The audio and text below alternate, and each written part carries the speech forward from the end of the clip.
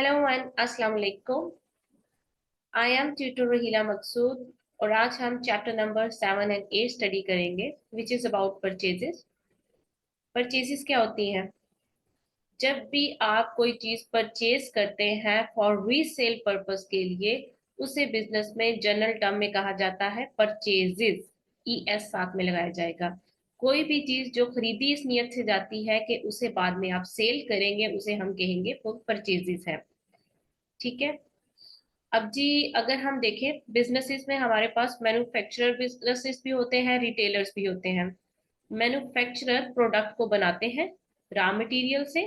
ठीक है, कि रॉ मटेरियल यूज करते हैं, उसके ऊपर कुछ काम करते हैं जैसे फैक्ट्री होगी, और प्रोडक्ट्स को प्रोड्यूस करते हैं। और प्रोड्यूस करने के बाद रिटेलर्स को वो प्रोडक्ट दे देते हैं।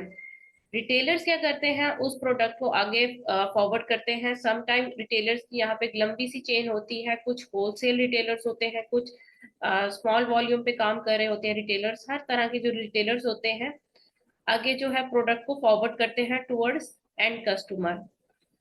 और लास्ट में जो एंड रिटेलर होता है वो कस्टमर को प्रोडक्ट सेल कर देता है। ये सप्लाई चेन होती है। ठीक है।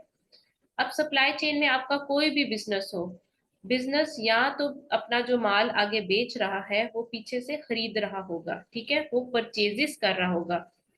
अब मैन्युफैक्चरर्स क्या करते हैं, वो रॉ मटेरियल परचेज करते हैं और आगे रिटेलर्स को सेल कर रहे हैं। रिटेलर्स उस पर कोई काम नहीं कर रहे, वो एंड प्रोडक्ट को एज इट इज एक हाथ से लेते हैं और दूसरे हाथ से आगे फॉरवर्ड कर देते हैं।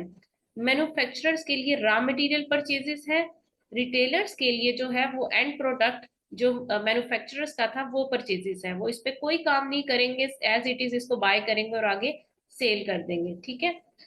तो जो मैन्युफैक्चरिंग बिजनेसेस होंगे वो रॉ मटेरियल को परचेज करेंगे, जो रिटेलर्स होंगे वो सप्लाई चेन में जो उनसे पहला पर्सन था, जो पहला बिजनेस था, उससे जो एंड प्रोडक्ट ले रहे हैं उनके लिए वो परचेजेस है। ठीक है, वो इस पे कोई काम नहीं करेंगे, सिंपली इसको आगे सेल आउट कर देंगे टुवर्ड्स कस्टमर।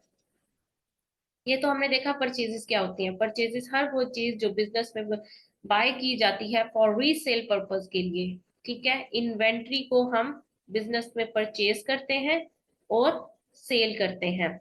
जब परचेज करते हैं तो हम इसे कहेंगे ये परचेजेस है, और जब हम सेल करते हैं तो उसके साथ भी हम ES लगा देते हैं, ये सेल्स है। रिकरिंग जो है ना, इसको टर्म में यूज किया जाता है। ये तो हो गया परचेजेस क्या होती है। अब अकाउंटिंग में परचेजेस को हम रिकॉर्ड कैसे करते हैं, उसके लिए हम चैप्टर 2 पे मूव होंगे और देखेंगे परचेजिंग साइकिल। हमने परचेजिंग साइकिल पहले देखा हुआ है अच्छे से, एक दफा हम इसका क्विक रिव्यू ले लेते हैं। जी, हमने ये स्टडी किया था चैप्टर नंबर 2 पे। ये परचेज साइकिल होता है, प्रोडक्शन डिपार्टमेंट हमारे पास होता है। मैंने कहा था कि आपने जब भी परचेज साइकिल को याद करना है तो उसको एक फैक्ट्री के साथ जो है मेमोराइज करना है कि आप एक फैक्ट्री का बिजनेस है या एक मैन्युफैक्चरिंग बिजनेस है। प्रोडक्शन डिपार्टमेंट को प्रोड्यूस करनी है कुछ चीजें, उसके पास रॉ मटेरियल नहीं है, वो रॉ मटेरियल किससे लेगा? स्टोर डिपार्टमेंट में। स्टोर डिपार्टमेंट के पास अगर चीज अवेलेबल है तो सेंड कर देगा, अदरवाइज वो क्या होगा, वो जो है परचेज डिपार्टमेंट से वो चीजें बाय करने को कहेगा, परचेज करने को कहेगा रॉ मटेरियल को। अच्छा, यहाँ पे जो ABC जहाँ पे लिखा हुआ है, ये मैंने कहा था ये सारे के सारे डॉक्यूमेंट्स हैं हमारे पास, इन्हें हम कहेंगे सोर्स डॉक्यूमेंट्स। ठीक है, परचेज साइकिल्स के या परचेजेस के ये सारे सोर्स डॉक्यूमेंट्स हैं। जब भी आप अकाउंटिंग करेंगे परचेजेस की, आपको पता होना चाहिए कौन सा सोर्स डॉक्यूमेंट कौन किसको फॉरवर्ड कर रहा है और इसका पर्पस क्या है। Material requisition note production department store department को देता है। क्यों देता है? मटेरियल बाय करने के लिए मटेरियल की रिक्वेस्ट कर रहा होता है। स्टोर डिपार्टमेंट जो होता है परचेज डिपार्टमेंट को परचेज रिक्विजिशन नोट देता है। क्यों सेंड करता है? क्योंकि वो परचेज करने की रिक्वेस्ट कर रहा होता है। ठीक है, फिर आगे से परचेज डिपार्टमेंट को परचेज करनी है कुछ आइटम्स, तो वो क्या करेगा? परचेज ऑर्डर डेवलप करेगा, ये भी एक सोर्स डॉक्यूमेंट है। ठीक है, और इसकी जरूरत क्यों आती है? परचेज ऑर्डर, ये ऑर्डर दिया जा रहा है सप्लायर को कि हमें वो पर्टिकुलर गुड्स जो है हमें फॉरवर्ड की जाए। ठीक है, नेक्स्ट में सप्लायर जो होता है वो आइटम्स हमें भिजवा देगा, और उस वक्त एक और डॉक्यूमेंट जनरेट होगा, गुड्स डिस्पैच नोट, ये भी एक सोर्स डॉक्यूमेंट है आपका। सप्लायर जो होता है गुड्स के साथ गुड्स डिस्पैच नोट भेजेगा कि हमने चीजें आपको भेज दी हैं, डिस्पैच कर दी हैं। वही डॉक्यूमेंट जब बायर के पास जाएगा जो परचेज कर रहा है, वो इसी डीडीएन को साइन करेगा और उस डॉक्यूमेंट को गुड्स रिसीव नोट बना देगा कि मैंने चीजें रिसीव कर ली हैं। ठीक है, याद आ रहा है, ये हमने सब स्टडी किया हुआ है। और उसके बाद जो है जैसे ही आप चीजें रिसीव कर लेंगे तो सप्लायर का जो होगा अकाउंट्स डिपार्टमेंट आपके अकाउंट्स डिपार्टमेंट को, बायर के अकाउंट डिपार्टमेंट को सेल्स इनवॉइस भेजता है। ये भी एक सोर्स डॉक्यूमेंट है कि आपने जो चीजें रिसीव कर ली है उसके अगेंस्ट आप पेमेंट करें। वो सेल्स इनवॉइस जब हमारे अकाउंट्स डिपार्टमेंट में आएगी तो हम उसको परचेज ऑर्डर सॉरी हम उसको परचेज इनवॉइस कंसीडर करेंगे। इसको हम यहाँ हमारे पास जब आएंगी तो हम उसको परचेज इनवॉइस कंसीडर करेंगे जब ये बायर ऑर्गेनाइजेशन में आ जाएगी सेल्स इनवॉइस। ठीक है। अच्छा जी, अकाउंट्स डिपार्टमेंट जो होगा परचेज ऑर्डर जो होगा उसको गुड्स रिसीव नोट के साथ मैच करेगा परचेज इनवॉइस के अगेंस्ट। ठीक है, कि जो चीजें हमने ऑर्डर की थी वही हमें रिसीव हुई है और उसी के अगेंस्ट हमसे पैसे मांगे जा रहे हैं।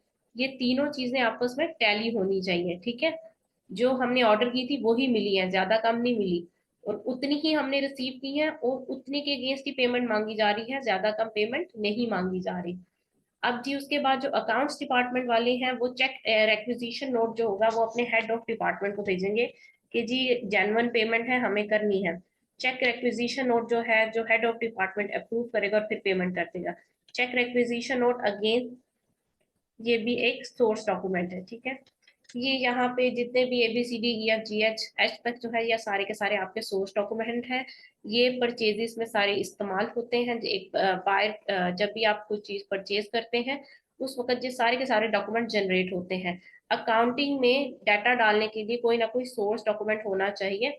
तो सोर्स डॉक्यूमेंट ये सारे होते हैं, इनसे आप डाटा पकड़ के जो है इनकी जर्नल एंट्रीज क्रिएट होती हैं और जनरल एंट्रीज जो है आपके अकाउंटिंग साइकिल में फिर आगे रन करती हैं। ठीक है, आपने इंश्योर करना है कि सारे के सारे सोर्स डॉक्यूमेंट्स के साथ अकाउंटिंग डाटा को मैच किया जाए, ताकि इंश्योर किया जाए जो चीजें जो आपकी बुक्स ऑफ अकाउंट्स में आ रही हैं उनके अगेंस्ट कोई डॉक्यूमेंट था, कोई एविडेंस था आपके पास, वो चीजें जो है ना वो अमाउंट ना ज्यादा है ना कम है। ठीक है, जिसके अगेंस्ट इनवॉइस की जा रही है उतने ही की आपने परचेजेस को रिकॉर्ड करना है, ना ज्यादा रिकॉर्ड करना है ना कम रिकॉर्ड करना। That's all. अब हम वापस आते हैं चैप्टर 7 और 8 पे। ठीक है, जितने भी आपके पास सोर्स डॉक्यूमेंट है आपने उन सब सोर्स डॉक्यूमेंट्स को टू एंड फ्रॉम चेकिंग करनी है। टू एंड फ्रॉम चेकिंग क्या होगी? सोर्स डॉक्यूमेंट से आपने अकाउंटिंग डाटा को मैच करना है और अकाउंटिंग डाटा से सोर्स डॉक्यूमेंट्स को मैच करना है टू इंश्योर एक्यूरेसी कि सारी की सारी आइटम्स को रिकॉर्ड किया गया है। ठीक, ये थी जनरल थ्योरी की बातें। आपको पेपर में क्या आएगा, आपको सारे के सारे सोर्स डॉक्यूमेंट्स का पता हो कौन कौन से होते हैं, परचेज इनवॉइस, परचेज ऑर्डर, और इनका पर्पस क्या है और कौन किसको सेंड कर रहा है। ठीक है, ये कंसेप्ट आपको आना चाहिए। देन हम देखने लगे हैं टेंडरिंग, जो एक बायर का बिजनेस है। परचेजेस करते वक्त हमने बायर को अपने माइंड में रखना है। हम सेल्स नहीं कर रहे, हम सेलर नहीं है इस वक्त, हम बायर हैं। बायर क्या करेगा?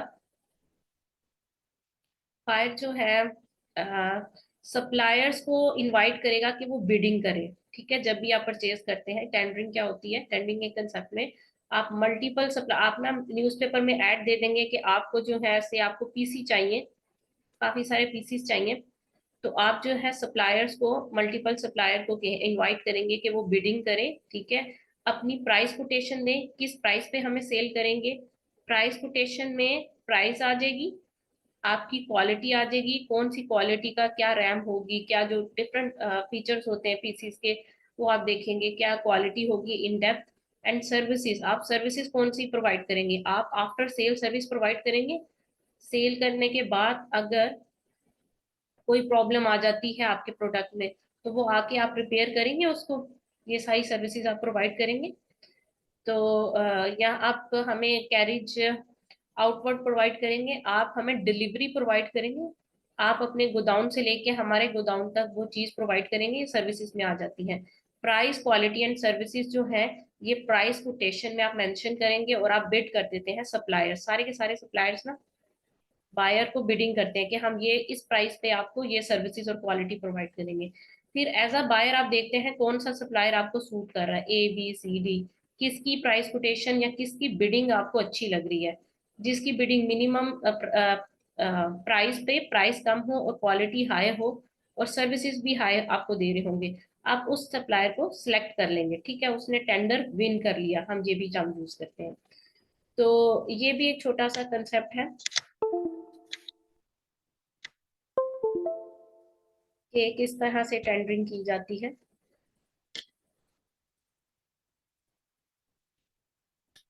देन हमारे पास आती हैं डे बुक्स।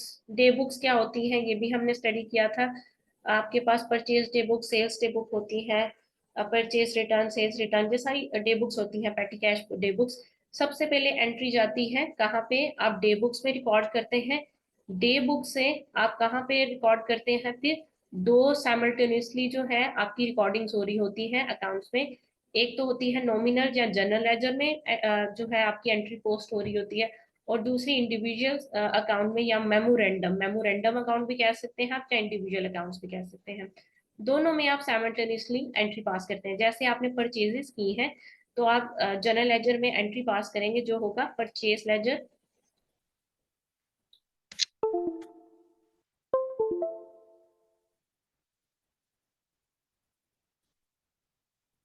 जी, जैसे ही आप डे बुक्स में एंट्री पास करेंगे तो वो नॉमिनल लेजर में या जनरल लेजर में एंट्री पास होगी। और उसकी एक एग्जांपल है पेएबल कंट्रोल अकाउंट। ठीक है, और उसके साथ साथ वही एंट्री इंडिविजुअल पेएबल्स अकाउंट में पोस्ट होगी। आपने एक मिस्टर ए से परचेजेस की हैं तो आप अपने पेएबल कंट्रोल अकाउंट में एंट्री पास करेंगे, और पेएबल कंट्रोल अकाउंट में जो एंट्री होगी परचेजेस को आप करेंगे क्रेडिट, और परचेजेस को आप करेंगे डेबिट, और पेएबल्स को आप करेंगे क्रेडिट। ठीक है, तो ये जो है ना पेबल्स कंट्रोल अकाउंट, इसमें मल्टीपल जो होंगे आपके पास पेबल्स आ रहे होंगे, ए बी सी डी, जितने भी आपके पेबल्स है ना, उनका क्यूमुलेटिव अकाउंट है। ठीक है जी, क्यूमुलेटिव, उनकी सब की जो एंट्रीज है ना उसकी इकट्ठी इसमें पोस्ट हो रही है। टोटल पेबल्स का बैलेंस बता रहा होगा ये आपको, और ये बैलेंस जो है ना ये आपकी बैलेंस शीट में फिर जाएगा आगे फाइनेंशियल स्टेटमेंट में। जो ये मेमोरेंडम अकाउंट है ना, अगर आपको ये मालूम करना हो ए का बैलेंस क्या चल रहा है, बी का क्या, सी का क्या, तो ये सेपरेट सेपरेट इसमें अकाउंट बनाए जा रहे होंगे। ठीक है, नॉमिनल लेजर में या कंट्रोल अकाउंट में टोटल, आपको या इसे टोटल अकाउंट्स भी कहते हैं, क्यूमुलेटिव आप एंट्री पास कर देते हैं सारे के सारे पेबल्स की। जैसे पेबल्स कंट्रोल अकाउंट होते हैं उसी तरह से रिसीवेबल कंट्रोल अकाउंट भी होते हैं, और रिसीवेबल्स के भी मेमोरेंडम अकाउंट्स होते हैं। ठीक है, इसकी हम प्रैक्टिस करेंगे, किट के क्वेश्चन जब देखेंगे साथ ही इनकी प्रैक्टिस होती जाएगी। नेक्स्ट कंसेप्ट है सप्लायर स्टेटमेंट। सप्लायर स्टेटमेंट क्या होता है, customer to supplier send periodically showing. Okay, supply जैसे हमने देखा था कि आप स्टेटमेंट अपने कस्टमर्स को सेंड करते हैं, उसी तरह से कस्टमर्स भी सप्लायर्स को स्टेटमेंट सेंड कर रहे होते हैं। कस्टमर याद दिला रहे होते हैं कि मैंने आपको इतनी पेमेंट अब करनी है, मेरा ओपनिंग बैलेंस ये है, आपने मुझे इतनी इनवॉइसेस सेंड की हैं, इस मंथ में इतने डेबिट नोट या इतने हमने चैप्टर जब सेल्स का चैप्टर पढ़ा था तो यहाँ पे हमने क्रेडिट नोट पढ़ा था। अभी हम परचेजेस देख रहे हैं, हम यहाँ पे डेबिट नोट कंसीडर करेंगे। जो क्रेडिट नोट सेल्स में साइकिल में था वही डेबिट नोट जो है बायर एंड पर आकर परचेजेस में परचेजेस रिटर्न के लिए डेबिट नोट बन जाएगा। क्रेडिट नोट जो होगा वो बायर एंड पे डेबिट नोट बन जाएगा। ये परचेजेस रिटर्न को शो कर रहा होता है। देन डिस्काउंट रिसीव्ड, क्योंकि हम बायर हैं तो इसलिए हम डिस्काउंट को रिसीव कर रहे होंगे, अलाउ नहीं कर रहे होंगे। कैश को हम पे कर रहे होंगे, रिसीव नहीं कर रहे होंगे, और हमारा क्लोजिंग बैलेंस अपडेटेड क्या चल रहा है ये भी हमें पता चल जाएगा। ये हमें भी पता चल जाएगा और ये हम अपने सप्लायर को भी बताते रहेंगे, जस्ट टू इंश्योर कि उनका अकाउंट और हमारा अकाउंट सेम है। जो वो हमें बैलेंस उन्होंने अपने अकाउंट्स में रखा हुआ है वही हमने अपने अकाउंट्स में उनका बैलेंस रखा हुआ है। ठीक है, उन्होंने हमें रिसीवेबल कंसीडर किया होगा, हमने उन्हें पेबल्स कंसीडर किया होगा।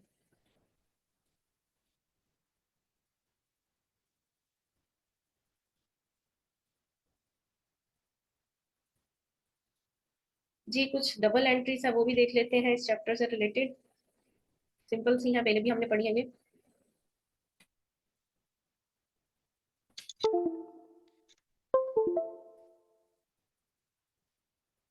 ओके, डबल एंट्रीज क्या है। परचेजेस की एंट्री क्या होगी, परचेजेस को आप डेबिट करेंगे जब भी आप परचेजेस करेंगे, रॉ मटेरियल बाय करेंगे, परचेजेस डेबिट और पेएबल्स को आप क्रेडिट करेंगे। परचेज क्यों डेबिट हो रहा है? क्योंकि ये एक एक्सपेंस है, एक्सपेंस इंक्रीज हो रहा है आपका। जब भी एक्सपेंस इंक्रीज होता है आप डेबिट करते हैं। पेएबल्स क्यों क्रेडिट हो रहा है? ये आपकी लायबिलिटी है। जब भी लायबिलिटी इंक्रीज होती है आप उसको क्रेडिट करते हैं। देन हमारे पास आता है पेएबल्स। जब कैश पेमेंट करते हैं, ये नरेशन दी हुई है, जब आप कैश पेमेंट करते हैं, ठीक है, तब क्या एंट्री आप पास करेंगे? आप पेएबल्स को डेबिट करेंगे। जो पेएबल्स आपने क्रिएट किए थे उनको आप कम करेंगे। लायबिलिटी रिड्यूस हो रही है इसलिए पेएबल्स को डेबिट किया। लायबिलिटी जब भी रिड्यूस होती है डेबिट होती है। और कैश को आप क्या करेंगे? क्रेडिट करेंगे। कैश को क्रेडिट क्यों कर रहे हैं? क्योंकि एसेट आपका कम हो रहा है, पैसे आपके पास से जा रहे हैं। थर्ड है हमारे पास डेबिट नोट। जब भी परचेजेस रिटर्न होगी तो एंट्री क्या पास होगी आपकी? परचेजेस हमेशा डेबिट होती हैं, परचेजेस रिटर्न हमेशा क्रेडिट होती हैं। परचेजेस रिटर्न को आप क्रेडिट करेंगे क्योंकि आपका एक एक्सपेंस कम हो रहा है। पेएबल्स को आप डेबिट करेंगे क्योंकि आपकी लायबिलिटी भी कम हो रही है।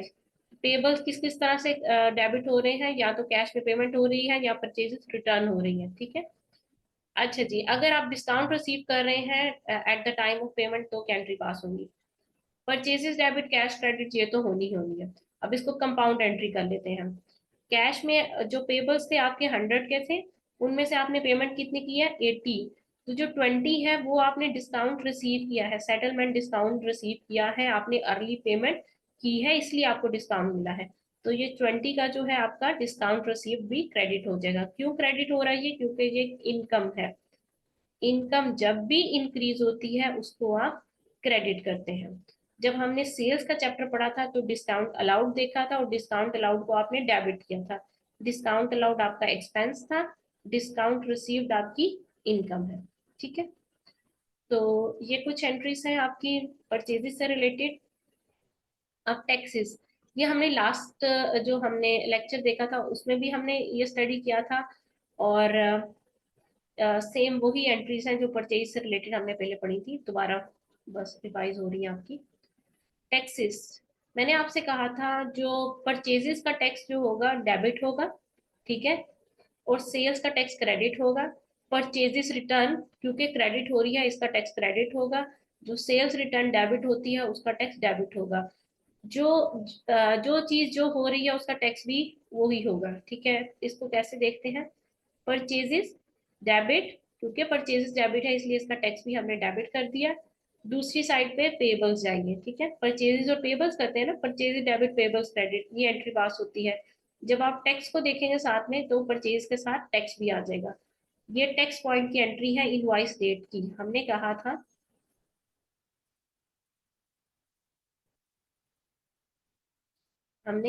कि जो टैक्स है कब आपने रिकॉर्ड करना है? At the time of tax point and at the time of tax paid और टैक्स रिक्लेम्ड।